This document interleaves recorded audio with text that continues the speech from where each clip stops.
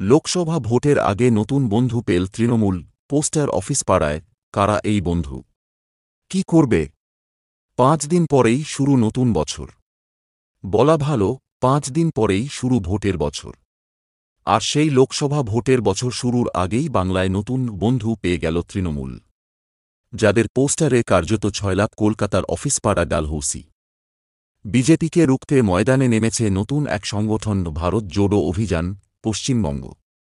পোস্টারে সংগঠনের নাম আর মূল উদ্দেশ্য জানান দেওয়া রয়েছে। উদ্দেশ্য কি? উদ্দেশ্য একটি, রুখতে হবে বিজেপিকে। বাংলার প্রেক্ষিতে এই সংগঠন বা মঞ্চ খোলাখুলি জানাচ্ছে, যেহেতু তাদের মূল প্রতিপক্ষ বিজেপি, তাই বিজেপির বিরোধী প্রধান শক্তি হিসাবে তারা তৃণমূলের পাশেই থাকবে। রাজ্যের শাসক দলের বিরুদ্ধে কোনো অবস্থান তারা নিচ্ছে না। প্রশ্ন হল, কারা রয়েছেন এই সংগঠনের নেপথ্যে? রয়েছেন নাগরিক আন্দোলনের পরিচিত মুখ যোগেন্দ্র যাদব। তিনিই মূল নেতা ভারত জোড়ো অভিযানের।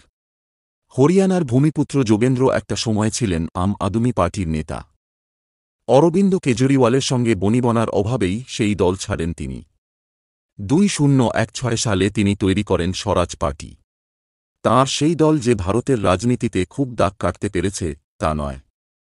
তবে নরেন্দ্র মোদীর বিরোধী বিভিন্ন আন্দোলনে গত কয়েক বছরে যোগেন্দ্র বারবার নাগরিক সমাজের মুখ হিসেবে সামনে এসেছেন। সে এনআরসি, সিএ বিরোধী আন্দোলন হোক বা কৃষক আন্দোলন, যোগেন্দ্র থেকেছেন সামনের সারিতেই। গত 2022-এর শেষ থেকে শুরু হওয়া রাহুল গান্ধীর ভারত জোড়ো যাত্রাতেও ছিলেন।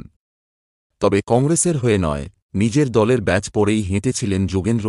তারপরেই তিনি চলতি বছরের ফেব্রুয়ারিতে দিল্লির কনস্টিটিউশন ক্লাব থেকে এই নতুন মঞ্চটির ঘোষণা করেছিলেন। তাদেরই পশ্চিমবঙ্গ শাখা কলকাতার অফিস পাড়া পোস্টারে ছেয়ে দিয়েছে। ভারত জোড়ো অভিযানের পশ্চিমবঙ্গ শাখার অন্যতম আহ্বায়ক কল্যাণ সেনগুপ্ত বলেছেন, আমরা সভাসমিতি করে বিজেপির বিরুদ্ধে জনমত গড়ে তুলছি। সীমিত সাধ্যের মধ্য দিয়েই কাজ করে চলেছি। এই কাজ এখনই থামবে না। এমনকি লোকসভা ভোটের পরেও নয়। তা চালিয়ে যেতে হবে অন্তত 2030 সাল পর্যন্ত। কেন? কল্যাণের জবাব, বিজেপি সমাজের মধ্যে সাম্প্রদায়িকতার যে বিষ ঢেলেছে তা নির্মূল করতে অন্তত 2030 সাল পর্যন্ত সময় লাগবে।